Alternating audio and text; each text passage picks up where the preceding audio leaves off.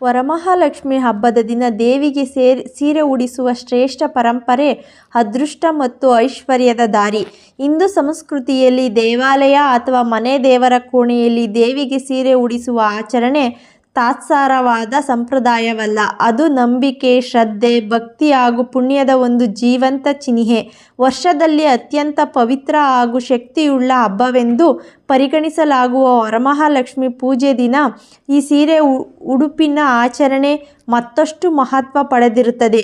ಈ ದಿನ ದೇವಿಯನ್ನು ಹೆಂಗಸಿನ ರೂಪದಲ್ಲಿ ಭಕ್ತಿಯಿಂದ ಅಲಂಕರಿಸಿ ಹೊಸ ಸೀರೆಯಲ್ಲಿ ಅವಳನ್ನು ಆರಾಧಿಸುವುದರಿಂದ ಪುಣ್ಯ, ಸಮೃದ್ಧಿ, ಧನ, ಧಾನ್ಯ ಹಾಗೂ ಸಕಲ ಶುಭಗಳ ಅನುಗ್ರಹ ದೊರೆಯುತ್ತದೆ ಎಂಬ ನಂಬಿಕೆ ಜನಮನದಲ್ಲಿ ಆಳವಾಗಿ ನೆಲೆಸಿದೆ.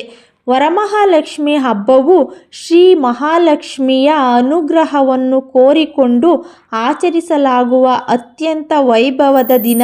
ಈ ಹಬ್ಬದ ವಿಶೇಷತೆ ಎಂದರೆ ದೇವಿಯನ್ನು ಸಂಪೂರ್ಣವಾಗಿ ಮನಸ್ಸಿನಿಂದ, ಮನೆಯಿಂದ, ಶರೀರದಿಂದ ಅಲಂಕರಿಸುವುದು. ಭಕ್ತಿಯ ಬಣ್ಣದಿಂದ ಕರಗಿದ ಈ ಹಬ್ಬದಲ್ಲಿ ಸೀರೆ ದೇವಿಯ ಉಡುಪಾಗಿ ಮಹತ್ವಪೂರ್ಣ ಪಾತ್ರ ವಹಿಸುತ್ತದೆ. ದೇವಿಗೆ ಉಡಿಸುವ ಸೀರೆ ಕೇವಲ ಉಡುಪಾಗಿರದೆ ಅದು ಭಕ್ತಿಯ ಪ್ರಾತಿನಿಧ್ಯವಾಗಿದೆ. ಈ ದಿನ ದೇವಿಗೆ ಯಾವ ಬಣ್ಣದ ಸೀರೆ ಉಡಿಸಿದರೆ ಅದೃಷ್ಟ, ಐಶ್ವರ್ಯ, ಧನ, ಸಮೃದ್ಧಿಯ ವರಗಳೆಲ್ಲವೂ ನಮ್ಮ ಮನೆಗೆ ಹರಿದು ಬರಬಹುದು ಎಂಬ ನಂಬಿಕೆಗೆ ಆಧಾರವಿದೆ. ಸಾಮಾನ್ಯವಾಗಿ ಹಿಂದೂ ಸಂಪ್ರದಾಯದಲ್ಲಿ ಕೆಂಪು, ಹಸಿರು, ಹಳದಿ ಬಣ್ಣಗಳು ಪುಣ್ಯದ, ಐಶ್ವರ್ಯದ ಮತ್ತು ಶುಭದ ಸಂಕೇತಗಳೆಂದು ಪರಿಗಣಿಸಲಾಗುತ್ತದೆ. ಕೆಂಪು ಬಣ್ಣದ ಸೀರೆ ಲಕ್ಷ್ಮೀ ದೇವಿಗೆ ಅತ್ಯಂತ ಪ್ರಿಯವಾದ ಬಣ್ಣ. ಅದು ಶಕ್ತಿ, ಧೈರ್ಯ ಮತ್ತು ಸುಖವನ್ನು ಸೂಚಿಸುತ್ತದೆ. ದೇವಿಗೆ ಕೆಂಪು ಬಣ್ಣದ ಸೀರೆ ಉಡಿಸುವುದರಿಂದ ಮನೆಯಲ್ಲಿನ ದೌರ್ಬಲ್ಯ, ಹಣದ ಕೊರತೆ, ಸಂತೋಷವಿಲ್ಲದ ವಾತಾವರಣ ದೂರವಾಗುತ್ತದೆ ಎಂದು ನಂಬಲಾಗಿದೆ. ಹಸಿರು ಬಣ್ಣದ ಸೀರೆ ಸಮೃದ್ಧಿಯ, ಬೆಳವಣಿಗೆಯ, ಸಂತಾನ ಭಾಗ್ಯದ ಸೂಚಕ. ಗೃಹಸ್ಥ ಜೀವನದಲ್ಲಿ ನೆಮ್ಮದಿ ಮತ್ತು ಸಂಬಂಧಗಳ ಶಾಂತಿಗಾಗಿ ಈ ಬಣ್ಣದ ಸೀರೆ ದೇವಿಗೆ ಸಮರ್ಪಣೆಯಾಗಿ ನೀಡಲಾಗುತ್ತದೆ. ಹಸಿರು ಬಣ್ಣವು ಪ್ರಕೃತಿಯ ತಾಜಾತನವನ್ನು ಪ್ರತಿನಿಧಿಸುವುದರಿಂದ ಮನೆಯಲ್ಲಿ ಹಸಿವಾಗಿರುವ ಸುಖವನ್ನು ಮುಟ್ಟಿಸುತ್ತದೆ. ಅದೇ ರೀತಿ ಹಳದಿ ಬಣ್ಣದ ಸೀರೆ ಗುರುಗ್ರಹದ ಅನುಗ್ರಹವನ್ನು ಸೆಳೆಯುತ್ತದೆ. ಧರ್ಮ, ವಿದ್ಯೆ, ಪುಣ್ಯ ಹಾಗೂ ಗುರುದೇವತೆಗಳ ಆಶೀರ್ವಾದಕ್ಕೆ ಇದು ಮಾರ್ಗವನ್ನಾಗಿ ಮಾಡುತ್ತದೆ. ಶ್ರಾವಣ ಮಾಸದಲ್ಲಿ ಹಳದಿ ಬಣ್ಣವನ್ನು ದೇವಿಗೆ ಅರ್ಪಿಸುವುದು ಶ್ರೇಷ್ಠವಾಗಿದೆ. ಇಲ್ಲದೆ ಗೋಲ್ಡನ್ ಮಿಶ್ರಿತ ಬಣ್ಣಗಳು ಅಥವಾ ಬೂದುಗಾಯ ಬಣ್ಣದ ಸೀರೆಗಳು ಲಕ್ಷ್ಮೀ ದೇವಿಯ ರಾಜಸ ವೇಷಕ್ಕೆ ಸೂಕ್ತವಾದವು. ಇದು ಐಶ್ವರ್ಯ ಮತ್ತು ಆಂತರಿಕ ಶ್ರದ್ಧೆಯ ಶ್ರೇಷ್ಠತೆಯನ್ನು ತೋರುತ್ತದೆ.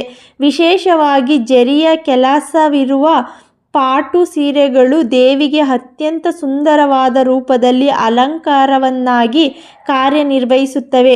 ದೇವಿಗೆ ಸೀರೆ ಉಡಿಸುವಾಗ ಅದರ ಶುದ್ಧತೆಯನ್ನು ಹಾಗೂ ಉದ್ದೇಶವನ್ನು ಶ್ರದ್ಧೆಯಿಂದ ನೋಡಬೇಕು. ಅವಳು ದೇವಿಯಾಗಿದ್ದರೂ ನಾವು ಭಕ್ತಿಯಿಂದ ಆಕೆಯನ್ನು ಮನೆಗಣ ಹೆಂಗಸರಂತೆ ಆರಾಧಿಸುವುದರಿಂದ ಆ ಭಾವನೆ ಬೇರೆಯಾಗಿರುತ್ತದೆ. ಸೀರೆ ಹೊಸದು ಆಗಿರಬೇಕು. ಕಟ್ಟಿ ಬಳಸಿದ ಸೀರೆ ಅಥವಾ ಹಳೆಯದು ದೇವಿಗೆ ಸಮರ್ಪಿಸುವುದು ಶಿಷ್ಟಾಚಾರವಲ್ಲ. ಶುದ್ಧವಾದ ರೇಷ್ಮೆ ಅಥವಾ ಸಾಫ್ಟ್ ಕಾಟನ್ ಬಟ್ಟೆಯು ದೇವಿಗೆ ಉಡುಪಾಗಿ ಸಮರ್ಪಿಸಲು ಶ್ರೇಷ್ಠವಾಗಿದೆ. ಈ ಉಡುಪನ್ನು ಸಮರ್ಪಿಸುವ ಮುನ್ನ ದೇವಿಗೆ ಸಂಪೂರ್ಣ ಪೂಜಾ ವಿಧಾನಗಳಲ್ಲಿ ಅರಿಶಿಣ, ಕುಂಕುಮ, ಅಕ್ಷತೆ, ತುಳಸಿ ಇತ್ಯಾದಿಗಳನ್ನು ಅಲಂಕಾರದ ರೂಪದಲ್ಲಿ ಅರ್ಪಿಸಿ ಹೊಸ ಸೀರೆಯೊಂದಿಗೆ ದೇವಿಯನ್ನು ಸಜ್ಜುಗೊಳಿಸಬೇಕು. ಈ ಕಾರ್ಯದಲ್ಲಿ ಮನಸ್ಸಿನ ಭಕ್ತಿಯೇ ಮುಖ್ಯ. ಸೀರೆ ಒಂದು ವಿಭವ ಮಾತ್ರವಲ್ಲ, ಅದು ದೇವಿಗೆ ನಾವು ಸಮರ್ಪಿಸುವ ನಿಷ್ಠೆಯ ರೂಪವಾಗಿದೆ. ಈ ಆಚರಣೆಯ ಹಿಂದೆ ಮತ್ತೊಂದು ವಿಶಿಷ್ಟ ನಂಬಿಕೆಯೂ ಇದೆ. ವ್ರತದ ಅಂಗವಾಗಿ ದೇವಿಗೆ ಉಡಿಸಲಾದ ಸೀರೆ ನಂತರ ಇತರ ಹೆಂಗಸರು, ವಿಶೇಷವಾಗಿ ಗರ್ಭಿಣಿ ಮಹಿಳೆ ಅಥವಾ ವಯೋವೃದ್ಧ ಮಗಳು ಅಥವಾ ಕಾಗುಣಿತ ಹೊಂದಿರುತ್ತಿರುವ ಮಹಿಳೆಗೆ ನೀಡಿದರೆ ಅದನ್ನು ದೇವಿಯ ಆಶೀರ್ವಾದದ ಅನುಕೂಲತೆ ಎಂದು ಪರಿಗಣಿಸಲಾಗುತ್ತದೆ.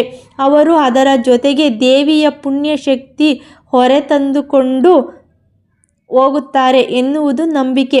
ವರಮಹಾಲಕ್ಷ್ಮಿ ಹಬ್ಬದಂದು ದೇವಿಗೆ ಸೀರೆ ಉಡಿಸುವ ಶ್ರದ್ಧೆಯ ಆಚರಣೆ ಕೇವಲ ಉತ್ಸಾಹ ರೀತಿಯ ಪೂಜಾ ವಿಧಿಯಲ್ಲ, ಅದು ಒಂದು ಭಾವನೆ. ದೇವಿಯನ್ನು ನಮ್ಮ ಮನೆಯ ಅಮ್ಮ ತಾಯಿಯಾಗಿ ಆಹ್ವಾನಿಸಿ ಅವಳನ್ನು ಗೌರವಪೂರ್ವಕವಾಗಿ ವೇಷಭೂಷಣ ಮಾಡುವುದು, ದೇವಿಗೆ ಸೀರೆ ಉಡಿಸುವ ಮೂಲಕ ನಾವು ಭಗವಂತನಿಗೆ ನಮ್ಮ ಮನೆಯ ಅತಿಥಿಯಾಗಿ ಗೌರವಿಸುತ್ತೇವೆ ಎಂಬ ಸಂಕೇತ ಇದು. ಸೀರೆ ಉಡುಪಿನ ಆಚರಣೆ ನಂತರ ದೇವಿಗೆ ಹೂವಿನ ಮಾಲೆ, ಕಂಠಹಾರ, ನೈವೇದ್ಯ, ದೀಪಾರಾಧನೆ, ಮಂಗಳಾರತಿ ಇತ್ಯಾದಿಗಳನ್ನು ಸಮರ್ಪಿಸಿ ಪೂಜೆ ಪೂರ್ಣಗೊಳಿಸಬೇಕು. ಈ ಹಬ್ಬದಲ್ಲಿ ಮನೆಯ ಎಲ್ಲ ಮಹಿಳೆಯರು ಹೊಸ ಉಡುಪು ಧರಿಸಿ ದೇವಿಗೆ ಮೊದಲು ಸೀರೆ ಉಡಿಸಿ ನಂತರ ತಾವು ಹೊಸ ಬಟ್ಟೆ ತೊಡುವ ಸಂಪ್ರದಾಯವೂ ಇದೆ. ಹೀಗೆ ಭಕ್ತಿಯಿಂದ ದೇವಿಗೆ ಸೀರೆ ಸಮರ್ಪಿಸಿದರೆ ಅದು ಕೇವಲ ಭೌತಿಕ ರೂಪದಲ್ಲಿ ಅಲ್ಲ, ಆಧ್ಯಾತ್ಮಿಕವಾಗಿ ಶಕ್ತಿ ಹಾಗೂ ಶ್ರದ್ಧೆಯ ಸಂಕೇತವಾಗಿಯೂ ಸಮರ್ಪಣೆಯಾಗುತ್ತದೆ. ಇದರಿಂದ ದೇವಿಯ ಕೃಪೆ ಮಾತ್ರವಲ್ಲ, ಮನಸ್ಸಿನ ಭಕ್ತಿಯ ಶುದ್ಧತೆಯೂ ನೆಲೆಸುತ್ತದೆ. ಈ ಭಕ್ತಿ ಭಾವವು ಮನೆಯ ಒಳ ವಾತಾವರಣವನ್ನು ಶುದ್ಧಗೊಳಿಸಿ ಧನ, ಧಾನ್ಯ, ಸಂತೋಷ ಮತ್ತು ನೆಮ್ಮದಿಯನ್ನು ಮನೆಗೆ ಆಕರ್ಷಿಸುತ್ತದೆ.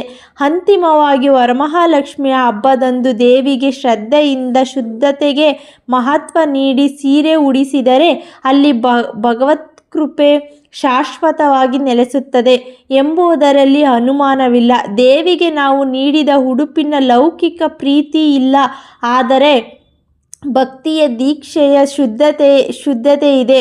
ಅದು ಆಕೆಯ ಕೃಪೆಗೆ ಅರ್ಹವಾಗುತ್ತದೆ, ನಮ್ಮ ಯೋಗ್ಯತೆಯ ಪ್ರದರ್ಶನ. ಜೈ ವರಮಹಾಲಕ್ಷ್ಮೀ ದೇವಿ. ನಿಮ್ಮ ಮನೆಗೆ ಸದಾ ಧನ, ಧಾನ್ಯ, ಸುಖ, ಶಾಂತಿ, ಸಂತೋಷ ಹರಿದು ಬರಲಿ. ಇದೇ ರೀತಿ ಇನ್ನಷ್ಟು ಉಪಯುಕ್ತ ಮಾಹಿತಿಗಾಗಿ ನಮ್ಮ ಚಾನಲನ್ನು ಸಬ್ಸ್ಕ್ರೈಬ್ ಮಾಡಿ.